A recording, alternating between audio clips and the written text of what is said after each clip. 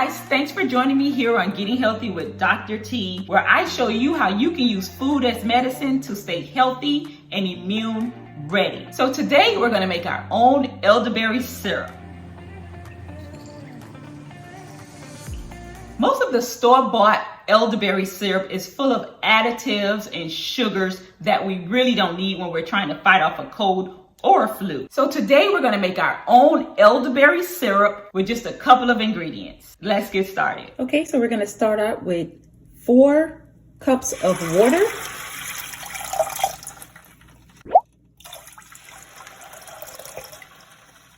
And 1 cup of elderberry seeds.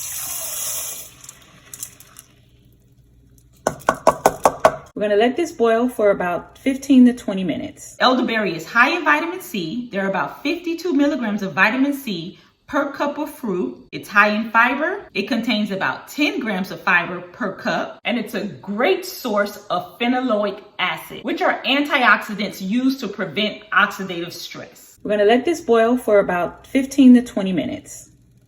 So I've already poured our elderberry juice in here after allowing it to cool to room temperature for about 30 minutes. So now I'm going to squeeze a half a lemon and include a half a cup of honey. I like to use honey because honey is full of benefits. It helps to eliminate mucus. It soothes the throat, and it's awesome for anything regarding cold and flu. The lemon is also going to serve as a preservative as well as fight off infection and help soothe the throat. Honey has a variety of antibacterial and antimicrobial properties. So including honey and lemon into this mixture will help ease a sore throat, and it's also an effective cough suppressant. So you always want to include lemon and honey in anything cold and cough related. Well, this lemon gives us almost 2 teaspoons, but not quite.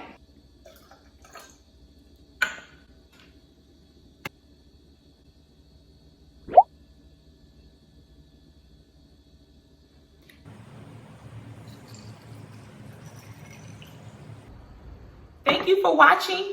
Don't forget to follow me on Instagram, where I show you quick and easy health tips on how to stay healthy and immune ready. And if you found anything of value in this video today, do not hesitate to subscribe and share this video with a friend. Until next time.